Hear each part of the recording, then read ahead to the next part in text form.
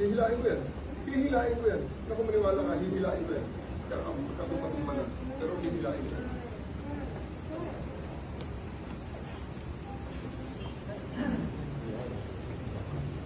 So, President, kung masusunod dito ngayon, reklamo niya na lang ako. Gusto niya kausapin para lang may klaro. Sino? Walang mas mataas sa akin. Ako na ang commander dito. Sir na ako, sir. Diretso rin niya ako sa aeroplano. Yes. Okay, sir. Your lawyers are witnesses. You can always file. You have to kill me. It's not our intention. You have to kill me to bring me to Hague. It's not our intention, sir.